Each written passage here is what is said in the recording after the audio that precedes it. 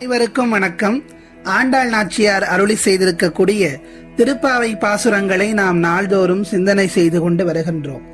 ஆண்டாள் நாச்சியார் அருளி செய்திருக்கக்கூடிய 26ஆம் நாள் திருப்பாவை பாசுரத்தை பார்க்கலாம்.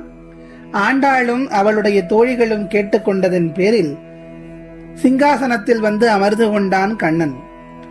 இப்போது மார்கழி நீராடி நோன்பு இருக்க வேண்டும் என்றும் அதற்கு தேவையான சாதனங்களை கண்ணன் அருள வேண்டும் என்றும் இந்த பாசுரத்திலே கேட்கின்றாள். பாசுரத்தை பார்க்கலாம். மாலே மணிவண்ணா மார்கழி நீராடுவான், மேலையார் செய்வனகள் வேண்டுவன கேட்டியேல், ஞாலத்தை எல்லாம் நடுங்க முரல்வன, பாலன்ன வண்ணத்துன் பாஞ்ச சன்யமே, போல்வண்ண சங்கங்கள் பொய்ப்பாடு உடையனவே, சால பெரும்பறையே பல்லாண்டு இசைப்பாரே, கோல விளக்கே கொடியே விதானமே, ஆலின் இலையாய் அருளேலோர் எம்பாவாய் என்பது ஆண்டாள் நாச்சியார் அருளி செய்திருக்கக்கூடிய திருப்பாவை 26ஆம் நாள் பாசுரம். எப்போதும் போல வரிக்கு வரியாக இந்த விளக்கத்தை பார்க்கலாம். மாலே மணிவண்ணா மார்கழி நீராடுவான், மேலையார் செய்வனகள் வேண்டுவன கேட்டியேல். கிருஷ்ணனாக அவதரித்து இருக்கக்கூடிய திருமாலே நீல நிறம் அணியை போன்ற மேனி நிறம் கொண்டவனே என்று சொல்லுகின்றார். இப்போது எம்பெருமானுடைய நிறத்தை பற்றி இங்கே வர்ணித்து காட்டுகின்றார். கண்ணனாக அவதரித்த திருமாலே, மாலே மணிவண்ணா, நீல நிற மணியை போன்ற மேனி நிறம் கொண்டவனே, நீ எங்களிடம் எவ்வளவு அன்பு வைத்திருக்கிறாய் என்பதை இன்று நாங்கள் அறிந்து கொண்டோம். ஒன்றும் அறியாத பெண்களாகி எங்களிடம் நீ வைத்திருக்கும் அன்பு எங்களை பூரிப்பு அடைய செய்கிறது. நாங்கள் மார்கழி நீராட வந்திருக்கிறோம். எங்களுக்கு மார்கழி நீராட்டத்திற்கு தேவையான சாதனங்களை எல்லாம் நீ தந்தருள வேண்டும் என்று கேட்கின்றார்.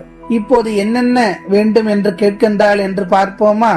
ஞாலத்தை எல்லாம் நடுங்க முரல்வன, பாலன்ன வண்ணத்துன் பாஞ்சசன்யமே.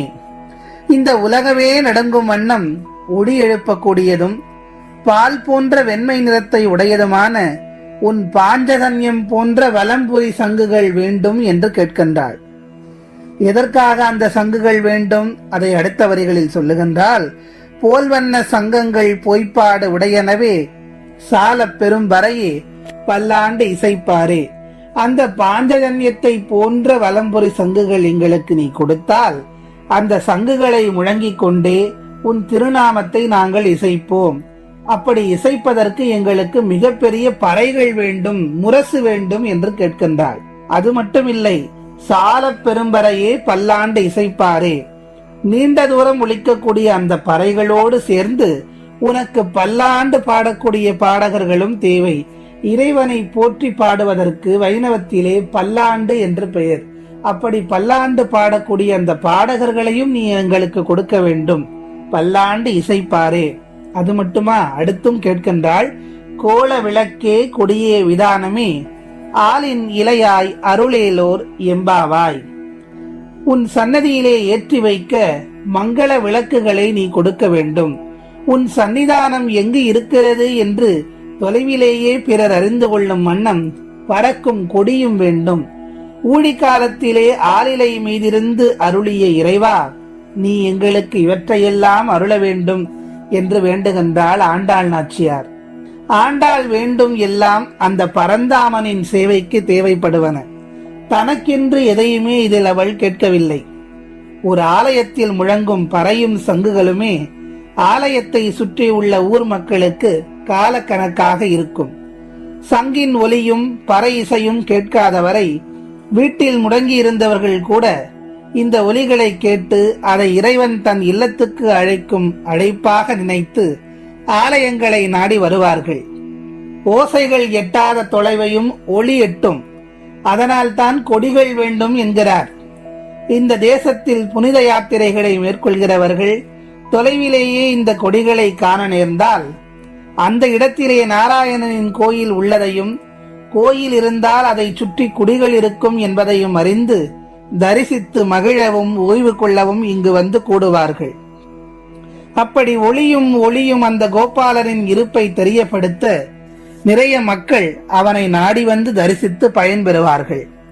அதனால்தான் தனக்கென்று ஒன்றை கேட்பதை விட மேலும் பல்லாயிரக்கணக்கான மக்கள் காலம் காலமாக தரிசித்து வழிபட வேண்டுவனவற்றை கேட்டு தன் பிள்ளைகளான இந்த உலக மக்கள் அனைவரும் எல்லா காலமும் அருள் பெற உதவும் வழிகளை கேட்கின்றாள் ஆண்டாள் நாச்சியார். இதை கேட்டதும் கண்ணன் மறுப்பானா என்ன?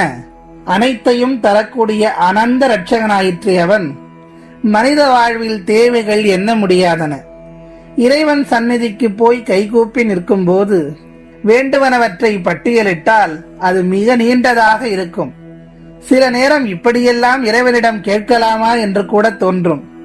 அந்த அளவுக்கு நமக்கு தேவைகளும் அவற்றுக்கான வேண்டுதல்களும் குவிந்து கிடக்கின்றன.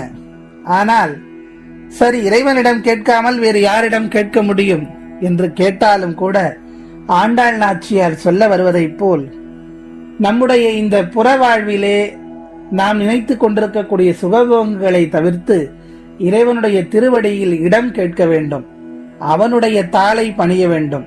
இதைத்தான் இந்த பாசுரத்தின் உட்பொருளாக தாத்பரியமாக நமக்கு சொல்ல வருகின்றார் ஆண்டாள் நாச்சியார். அவ்வாறு நாம் அவனுடைய தாளை பணியும் போது ஊழி காலத்தில் எப்படி இந்த உலகத்தை காத்தானோ அதுபோல் ஆளிலை மேலிருந்து நம்மையும் அந்த கண்ணன் காப்பான். நாராயணன் முக்தி நல பேற்றை கொடுப்பான். இந்த வைகுண்ட ஏகாதசி திருநாளில் நாமும் அவன் தாளை பணிந்து வைகுந்த பேற்றை அடைவோம். அவன்தான் நமக்கு பறை தருவான். நன்றி, வணக்கம்.